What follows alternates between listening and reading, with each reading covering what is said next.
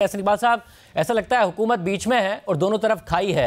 अगर इमरान खान साहब मुस्ताफ़ी होते हैं तो इलेक्शन का माहौल बनेगा, अगर आप इलेक्शन नहीं कराते हैं तो दूसरी तरफ है कि IMF के प्रोग्राम के तहत आपको मज़ीद सख्त फैसले करने पड़ेंगे, करेंगे तो गैर मकबूल होंगे, अक्टूबर तक और ज़्यादा गैर मकबूल हो जाएंगे। तो क्या करने जा रहे हैं आप? देखिए, पहली बात तो यह है कि मुझे ये नहीं समझ आती कि इमरान खान साहब की सियासत का मकसद क्या है। मुझे तो ये लगता है कि उनका एजेंडा ये है कि वो पाकिस्तान को खुदा ना खास्ता डिफॉल्ट कराएं, पाकिस्तान के हवाले से बैनुल-अक़वामी सतह के ऊपर एक नेगेटिव इमेज दें। जब शहबाज शरीफ साहब चीन का दौरा कर रहे थे और एक अरसे के बाद, तवील अरसे के बाद CPEC की JCC मीटिंग का इनेकाद हो रहा था, तो उस मौके पे इमरान खान साहब ने धरने का इस्लामाबाद में ऐलान कर दिया और बैनुल-अक़वामी सतह पे ख़ास तौर पे चीन को ये पैगाम देने की कोशिश की कि पाकिस्तान के अंदर बहुत पॉलिटिकल इंस्टेबिलिटी है। और अब आपको मालूम है कि 9 जनवरी को सेक्रेटरी जनरल यूनाइटेड नेशंस की मेज़बानी में एक बैनुल-अक़वामी कॉन्फ्रेंस आलमी बरादरी की मदद से हो रही है, जिसमें जो पाकिस्तान के दोस्त ममालिक हैं और बैनुल-अक़वामी मालियाती इदारे वो पाकिस्तान की सैलाब के हवाले से मदद करने के लिए लाएअमल तय करेंगे।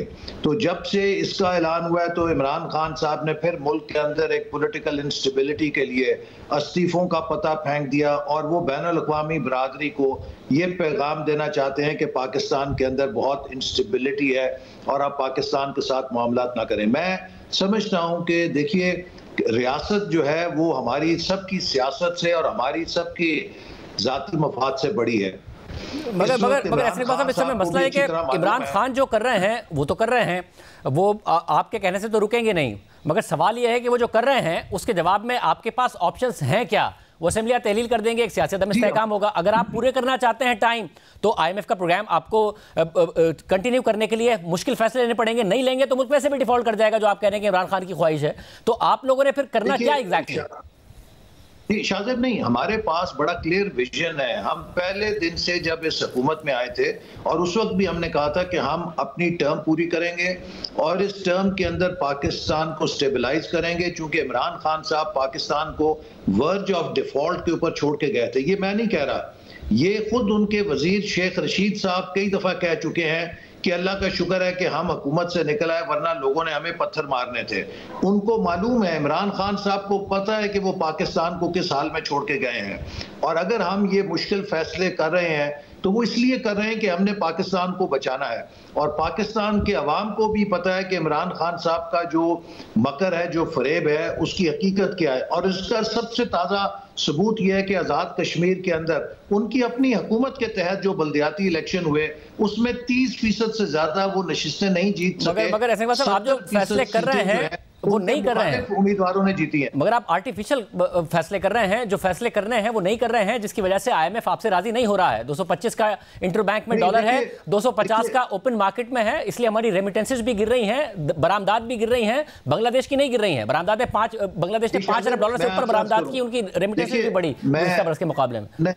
ऐसी बात नहीं है। देखिए, आपको मालूम है कि जब हम हुकूमत में आए तो इन सब लोगों ने, PTI वालों ने एक फजा बनाई कि पाकिस्तान डिफॉल्ट करने लगा है और अगले हफ्ते 2 हफ्ते बाद अल्हम्दुलिल्लाह हमने इससे बचाया। अब भी ये सूरत थी कि हमने 1 अरब डॉलर की पेमेंट करनी थी और उसके गिर्द भी उससे पहले ये एक माहौल बना दिया गया था कि हुकूमत ये पेमेंट नहीं कर सकेगी और पाकिस्तान डिफॉल्ट कर जाएगा। हमने वो पेमेंट की और ये जो थोड़ा सा आपको एक मार्केट के ऊपर दबाव नजर आता है वो इसलिए है कि हमने एक बहुत बड़ी खतीर पेमेंट 1 अरब डॉलर की है और हम इस असर से जल्दी निकल जाएंगे, स्टेबलाइज हो जाएंगी चीजें, क्योंकि फौरी तौर पे हमारा पहले ही ज़र मुबादला बहुत एक क्रिटिकल लेवल के ऊपर था और हमने 1 अरब डॉलर मगर ऐसी बात है, उसके लिए आपको IMF को मनाना पड़ेगा और IMF को मनाने के लिए उसकी सख्त शराइत माननी पड़ेगी। खुद मिफ्ता इस्माइल कह रहे हैं कि अगर IMF नहीं मानता तो फिर डिफॉल्ट का खतरा है, जेन्युइन डिफॉल्ट का खतरा है। देखिए, अभी इस मौके पे मैं आपको अर्ज करूं कि कोई डिफॉल्ट का खतरा नहीं, इसलिए कि अगली जो पाकिस्तान की मेजर कमर्शियल पेमेंट है वो मार्च 2024 के अंदर है और इससे पहले हम IMF के प्रोग्राम के ऊपर कारबंद हैं और IMF के साथ जो हमारा मुआहदा जो पिछली हुकूमत करके गई थी उसकी शराइत को भी हम पूरा कर रहे हैं और प्राइम मिनिस्टर भी कह चुके हैं, वजीर खजाना भी कह चुके हैं और मैं भी इस बात का यादा कर रहा हूं कि न सिर्फ ये कि जो IMF का प्रोग्राम है उससे हम कंप्लीट करेंगे, बल्कि पाकिस्तान की मईशत को मुस्तहकम करने के लिए जो भी मुल्क के मफाद में फैसले हमने पहले भी किए हैं, आइंदा भी करेंगे और लोगों को उसके बारे में आगाह रखेंगे कि जो कुछ हम कर रहे हैं वो मुल्क के मफाद में क्यों कर रहे हैं। तो फिर उस सूरत में विरसा है जिसको आज हम समेट रहे हैं। उस सूरत में आज तहरीक इंसाफ ने कह दिया कि हम स्पीकर के पास खुद जाकर भी अब अपने इस्तीफों की तस्दीक करने के लिए तैयार हैं। सूबों का तो आपने कह दिया कि हम करा देंगे, तो अब वफाक में भी जो कौमी असम्बली है उसके इस्तीफे आपको कबूल करने पड़ेंगे। कैसे डिले करेंगे इलेक्शन? कौमी असम्बली की भी कोई 125 सीटों पर इलेक्शन हो रहा होगा। देखिए, ये तो स्पीकर की सवाबदीद है कि जब वो मुतमईन होंगे और वो वाकई समझते हैं कि कोई मुस्ताफ़ी हो रहा है तो ज़रूर मुस्ताफ़ी हों, बड़े शौक से मुस्ताफ़ी हों। अभी तक तो एक तरफ उन्होंने इस्तीफे भी दिए हुए हैं, दूसरी तरफ पार्लियामेंट लॉजेस के अंदर भी मुकीम है और मरात भी वसूल कर रहे हैं, तो ये इनकी दो अमली है। और अभी तक तो वो सूबाई हुकूमतों को इमरान खान साहब अपने लिए एक शील्ड बनाया हुआ है कि मैं गिरफ्तारी से, किसी मुमकिन गिरफ्तारी से बच जाऊं।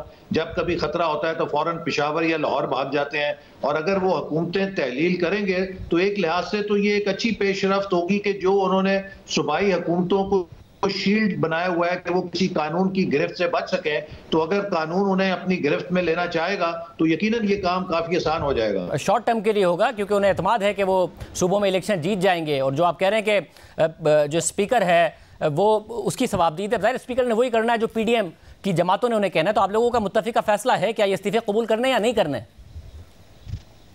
देखिए, वो इमरान खान साहब की गलतफहमी है कि वो इलेक्शन जीत जाएंगे। मैंने आपको अभी हाल ही की मिसाल दी, आज़ाद कश्मीर में उनकी अपनी हुकूमत है, 30% से ज़्यादा सीटें वो नहीं ले सके, 70% उनके मुखालफिन जीते हैं। और इसी तरह जब मैदान सजेगा तो इंशाअल्लाह ताला उन्हें खैबर पख्तूनख्वा और पंजाब दोनों में शिकस्त होगी। आम इलेक्शन के डायनामिक्स बड़े फर्क होते हैं, लेकिन ये मुल्क के अंदर डिस्टेबलाइजेशन पैदा करना चाह रहे हैं। खुद इमरान खान साहब का काउंसिल ऑफ कॉमन इंटरेस्ट का फैसला है कि अगला जनरल इलेक्शन जो है वो नई मरदमशुमारी के ऊपर होगा।